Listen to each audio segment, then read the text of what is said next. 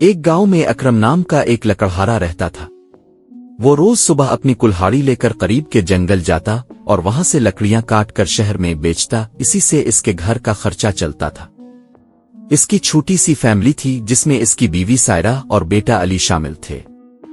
ایک دن جب اکرم ہمیشہ کی طرح جنگل گیا تو اسے جنگل کے بیچ میں ایک بڑی اور پرانی درخت کے پاس زمین میں کچھ چمکتا ہوا نظر آیا۔ وہ تھوڑا سا شش و پنج میں پڑ گیا، مگر قریب جا کر اس نے مٹی ہٹائی اور ایک پرانا لوہے کا صندوق نکالا۔ یہ صندوق بھاری اور بہت پرانا تھا۔ اکرم نے کبھی ایسی چیز نہیں دیکھی تھی۔ اس نے کوشش کی کہ صندوق کھولے، مگر تالو بند تھا۔ وہ صندوق کو گھر لے آیا اور سائرہ کو دکھایا۔ دونوں نے مل کر صندوق کا تالو توڑا اور اندر دیکھا تو ان کی زندگی ہمیشہ کے لیے بدل گئی۔ صندوق کے اندر ایک پرانی کتاب اور ایک خط تھا۔ خط میں لکھا تھا، جو اس صندوق کو کھولے گا اور اس کتاب کو ہاتھ لگائے گا وہ ایک ایسے راز کا سامنا کرے گا جو اس کی زندگی پلٹ دے گا، مگر اس راز کو جاننے کا انجام اس کے اپنے ہاتھوں میں ہوگا۔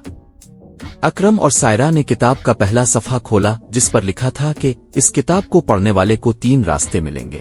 ایک راستہ بے پناہ دولت تک، دوسرا دنیا کی سب سے بڑی طاقت تک، اور تیسرا ایسا راستہ جہاں سے واپسی ممکن نہیں ہوگی۔ جیسے ہی کتاب کھولی گھر میں اچانک اندھیرا چھا گیا اور ایک پراسرار آواز آئی، تم نے پہلا قدم اٹھا لیا ہے، اب جو ہوگا وہ تمہارے فیصلے کا انجام ہوگا۔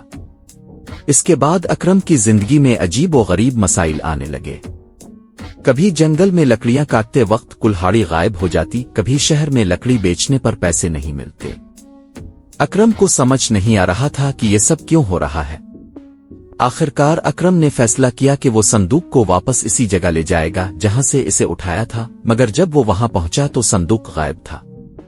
صرف ایک پتھر پڑا تھا جس پر لکھا تھا، ہر راستہ واپسی کا نہیں ہوتا۔ اکرم نے سمجھ لیا کہ اب اس کی قسمت اس کے ہاتھ سے نکل چکی تھی۔